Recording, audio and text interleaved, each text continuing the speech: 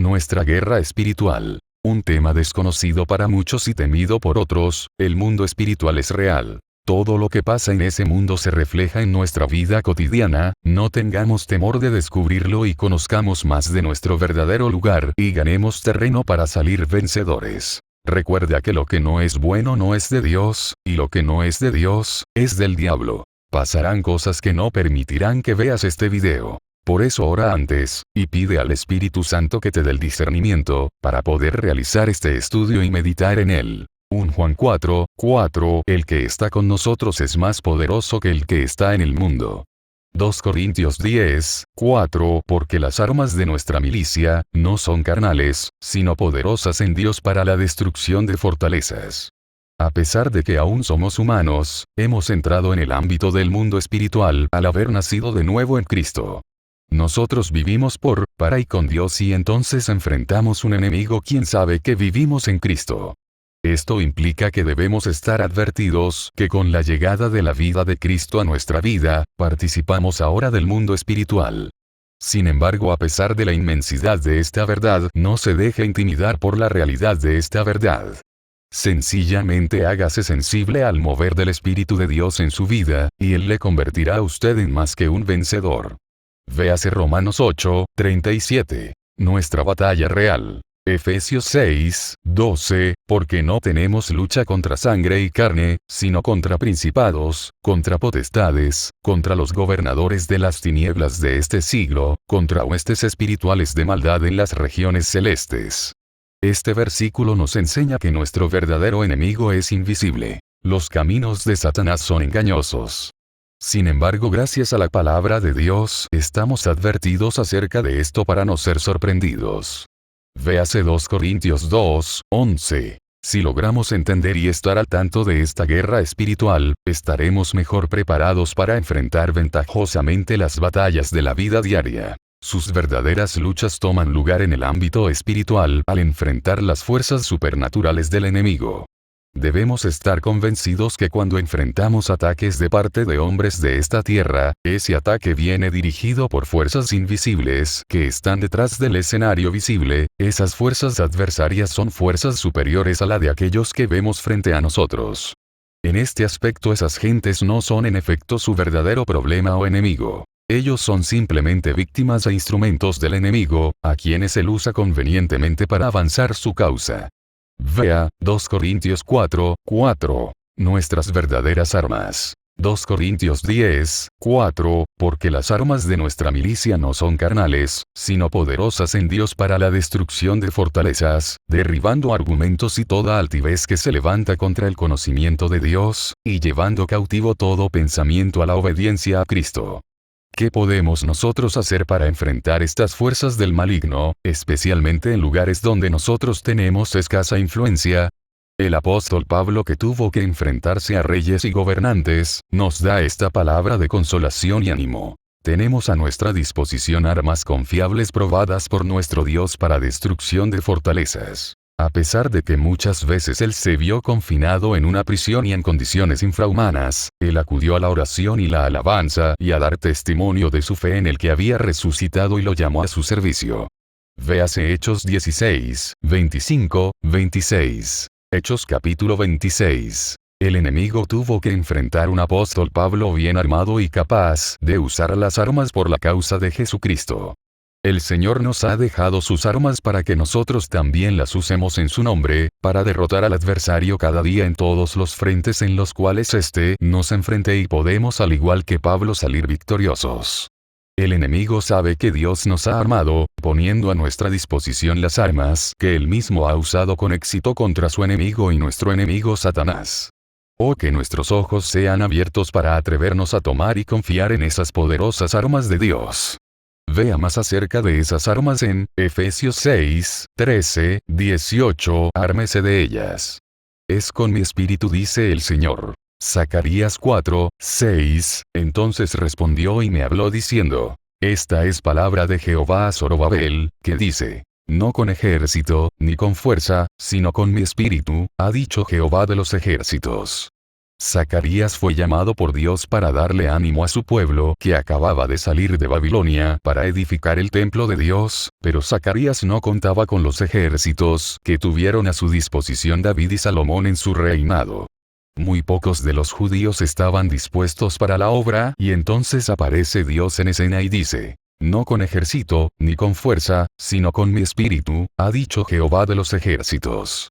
Nuestro trabajo, nuestras batallas y ataques del adversario, nosotros las ganaremos con el poder del Espíritu de Dios, el Dios que está con nosotros y a favor de nosotros. Nuestros triunfos no serán por medio de recursos terrenales, no, sino con el poder de Dios. Conociendo a nuestro enemigo. Versículos claves. Zacarías 3, 1. Mateo 13, 38, 39. Primera de Pedro 5, 8. Es necesario que como hijos de Dios nosotros conozcamos bien todo acerca de nuestro enemigo, para así poder enfrentarlo de manera victoriosa.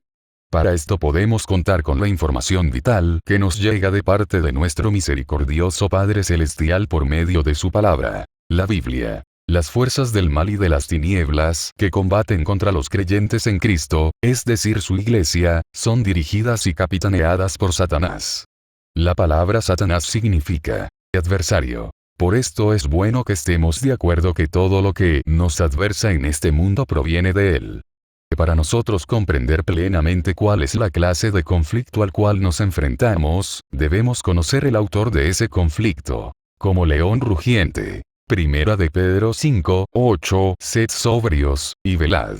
Porque vuestro adversario el diablo, como león rugiente, anda alrededor buscando a quien devorar. Al cual resistid firmes en la fe, sabiendo que los mismos padecimientos se van cumpliendo en vuestros hermanos en todo el mundo.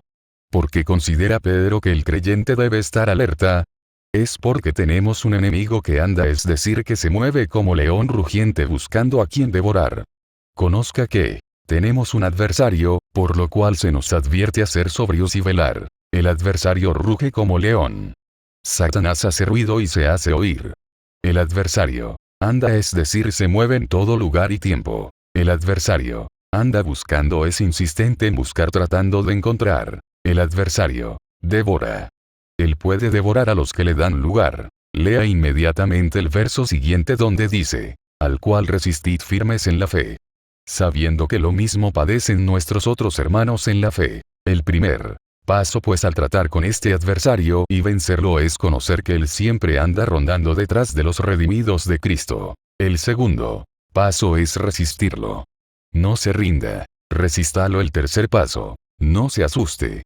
En 1 Juan 3, 8, Cristo vino para deshacer las obras del diablo y lo hizo. Colosenses 1, 13, fuimos librados de su potestad o derecho que tenía sobre cada uno de nosotros. Lucas 11, 21, 22. El más fuerte, Cristo, vino y lo venció y le quitó todas las armas en que él confiaba, y repartió el botín. Colosenses 2, 15, Cristo, despojando a los principados y a las potestades, los exhibió públicamente, triunfando sobre ellos en la cruz. Efesios 6, 11, estad firmes contra las acechanzas del diablo. Efesios 4, 27, ni deis lugar al diablo. Santiago 4, 7, resistid al diablo y éste huirá de vosotros. Hebreos 2, 14, Cristo participó de lo mismo para destruir por medio de la muerte al que tenía el imperio de la muerte, esto es al diablo. Haga tiempo ahora mismo y levante sus manos y su voz en gratitud a Jesucristo por todo lo que Él ha hecho a favor de nosotros en esta guerra contra el enemigo que tenemos que pelear en este mundo. Efesios 6, 11 nos declara también que está a nuestra disposición la armadura de Dios. 2 Corintios 10, 4 nos habla de lo poderosas que son esas armas. Satanás el acusador. Zacarías 3, 1 me mostró al sumo sacerdote Josué, el cual estaba delante del ángel de Jehová, y Satanás estaba a su mano derecha para acusarle. El diablo es el acusador, véase Apocalipsis 12, 10. Se le define como el acusador de los hermanos. Así que cuando él venga a acusarle, resístalo en el nombre de Cristo. Satanás vive acusándonos día tras día, y si usted le da lugar habrá usted de vivir una vida de culpabilidad en lugar de una vida de gozo y una vida de paz y victoria. Él también puede usar familiares y hasta hermanos y predicadores para acusarle, pero ya usted ha sido advertido de quién vienen las acusaciones. Recuérdelo. Jesucristo es vuestra justicia y vuestro sumo sacerdote delante de nuestro Dios y Padre. En sus oraciones pídale a Dios ayuda para no ser sorprendido por el enemigo en su camino de engaño y muerte. Conociendo el lugar de la batalla, versículos claves. San Mateo 15, 18, 20. Romanos 8, 5, 8. Gálatas 5, 16 minutos, 17 segundos. En las guerras comunes donde se enfrentan ejércitos opuestos, generalmente se forma lo que se llama el frente de guerra. Generalmente mientras más distante está el soldado de dicho frente, más seguro y salvo se encuentra. En la guerra espiritual de los creyentes esa línea del frente no existe. No es la línea siquiera en lo que llamamos el campo misionero o en los barrios de las ciudades asoladas. Las fuerzas de Satanás traen sus ataques al creyente mismo. En cierto sentido, estamos rodeados por el enemigo continuamente, y nuestras mentes y corazones son sus objetivos primordiales para ser atacados. La guerra de las dos naturalezas. Gálatas 5, 16, 17. Digo, pues, andad en el Espíritu, y no satisfagáis los deseos de la carne. Porque el deseo de la carne es contra el Espíritu, y el del Espíritu es contra la carne. Y estos se oponen entre sí, para que no hagáis lo que quisiereis. Antes de usted nacer de Dios o del Espíritu, y llegar a ser una nueva criatura, seguramente que usted nunca se dio cuenta de este conflicto que ahora se manifiesta en nosotros cada día, y esto así porque antes seguíamos esos instintos pecaminosos y los complacíamos, porque no teníamos en nosotros esta nueva naturaleza divina, nosotros agradábamos nuestra naturaleza de pecado e iniquidad. Véase Efesios 2, 1, 10.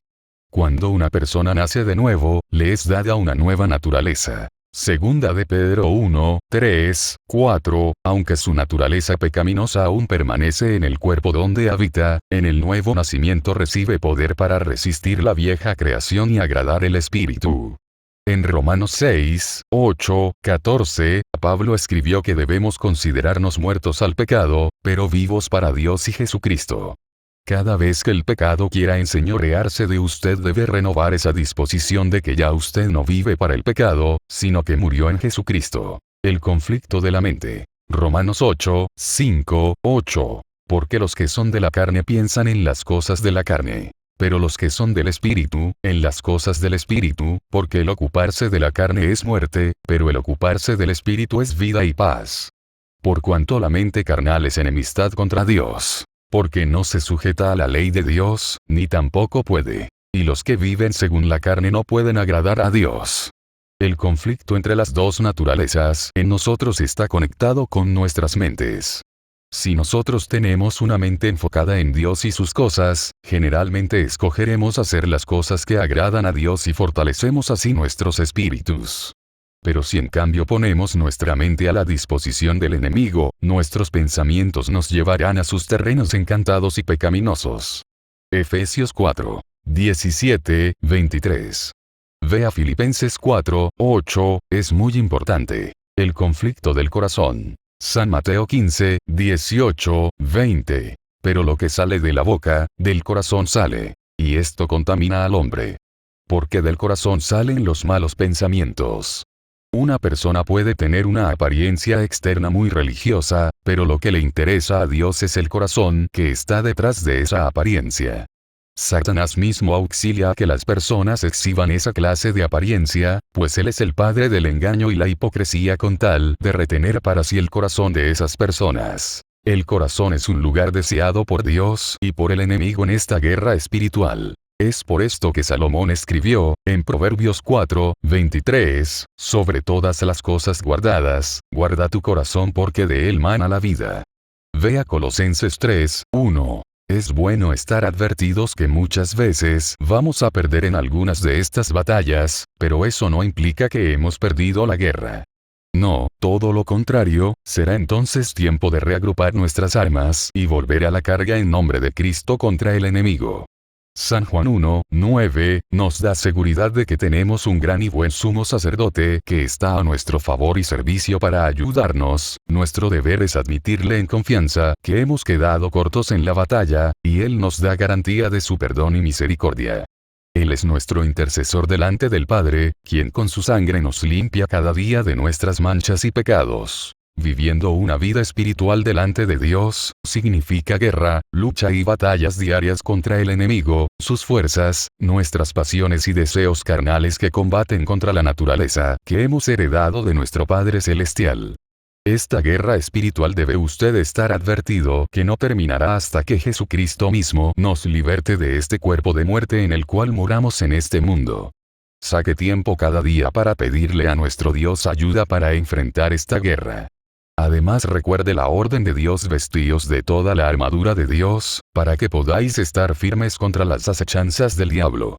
Círculo de fe. Versículos claves. Romanos 10:8, 17. Santiago 3:9, 10. Mateo 16, 19, 18, 18. ¿Está usted consciente de que a diario está sosteniendo una guerra espiritual y que usted es responsable de la manifestación de la victoria o también de la pérdida de esta?